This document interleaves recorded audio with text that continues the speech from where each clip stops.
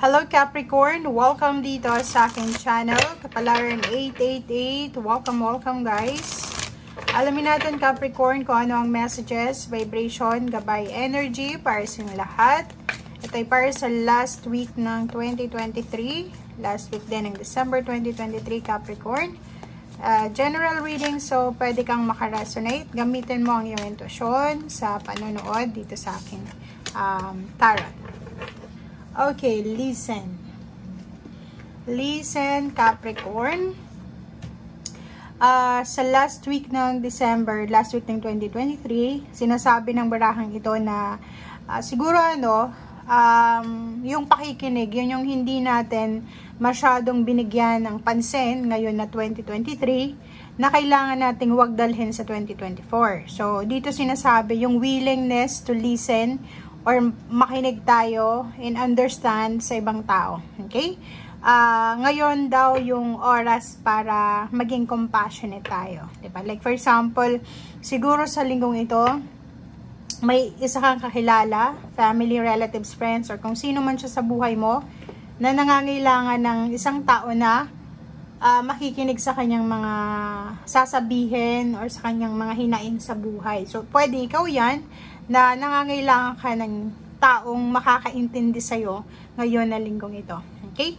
So, dito sinasabi ng bara sa atin na hindi lang to sa physical na pakikinig. Makinig tayo sa sinasabi ng ating katawan. Like, for example, sa linggong ito, kung ano yung sinasabi ng katawan mo, kung pagod ka, magpahinga ka, kung masaya ka, mag-enjoy ka, kung malungkot ka, malungkot ka, so wag mong masyadong puwersahin, wag mong dayain yung pakiramdam mo. So makinig tayo sa kung ano yung sinasabi ng intuition, ng katawan natin, ng mga taong kausap natin. So kailangan natin ng pakikinig, passionate or compassionate listener dapat tayo. So perfection and impartiality. So etong dalawang barahang to ay parang nagsasabi sa'yo na medyo Capricorn, nakakaranas ka ng injustice, parang ganon.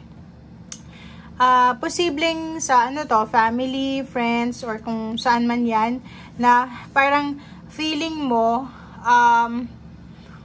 kailangan mong i-perfect yung buhay mo siguro, parang ganon. Or pwedeng ikaw ay nakapasok sa isang pamilya na perfectionist, like sa in-laws, or sa school, or sa trabaho na yung boss mo masyadong perfectionist.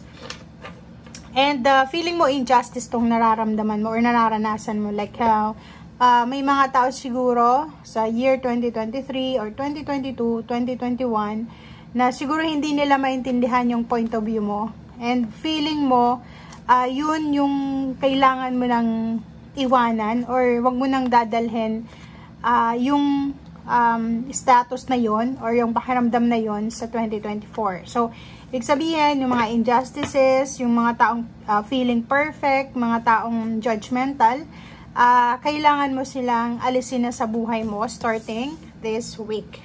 Okay. Capricorn.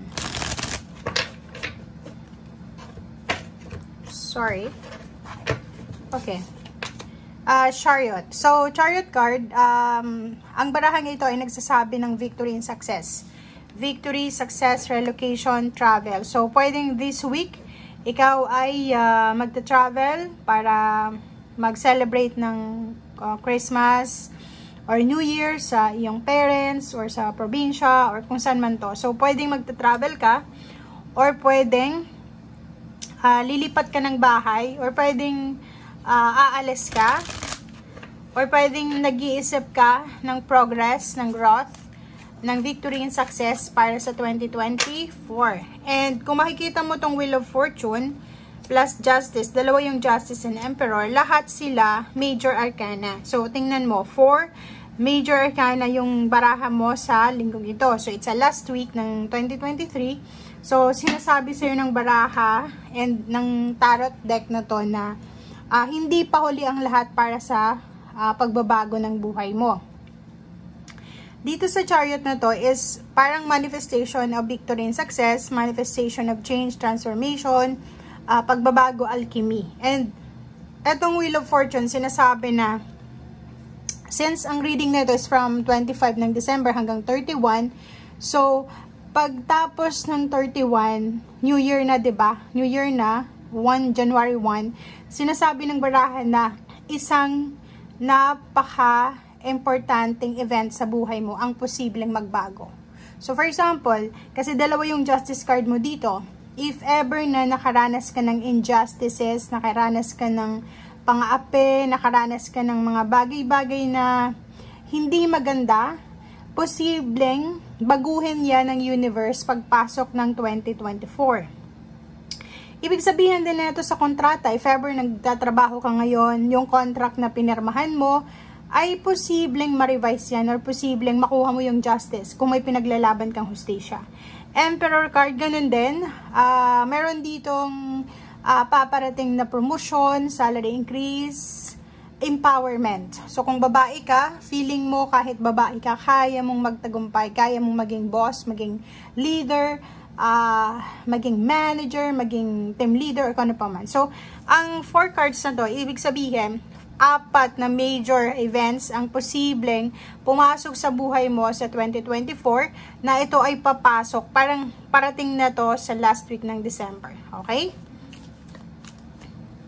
Okay, so etong 5 of Pentacles, ito yung posibleng aalis na sa buhay mo. 'Di ba? Parang sinasabi ng baraha na yung mga problema sa pera, health problems, problema sa pamilya, or problema sa kung saan pa man, posibleng matapos na to. Okay? And literal, sinasabi ng baraha dito na yung mga problema mo sa pera, problema sa trabaho, ay posibleng magkaroon ng improvement. So, improvement kasi itong Chariot na to. And sinasabi ng baraha sa'yo dito guys na maraming darating sa buhay mo sa 2024 para bigyan ka ng new beginnings, para bigyan ka ng pagkakataon na yung mga bagay-bagay na hindi mo nakuha sa year 2023 ay posibleng makuha mo na. Sorry. Okay, and yon, kailangan mo lang daw ng focus. Mag-focus ka sa kung ano yung importante sa ngayon.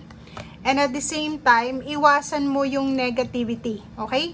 And dito sinasabi ng baraha sa'yo na yung iba sa inyo dyan, yun nga sinasabi na may makakaramdam ng pagod, may makakaramdam ng, syempre, mapapagod yung iba kasi maghahanda para sa kanilang pamilya or kano pa man. If ever na makaramdam ka ng pagod, wag mong wag mong baliwalain kasi yung after effect ng pagod, yun yung pwedeng mangyari sa'yo after ng linggong ito. So, make sure na makapagpahinga ka, makapag-focus ka sa kung ano yung importante sa ngayon, and at the same time, makafocus ka sa improvement ng buhay mo and yung manifestation mo. So, wag mong kakalimutan na ang linggong ito is time rin para sa sarili mo, time para sa sarili mo na makapag-enjoy ka or makapagpahinga. It's either mag-enjoy or magpahinga. Okay? Thank you guys. Bye!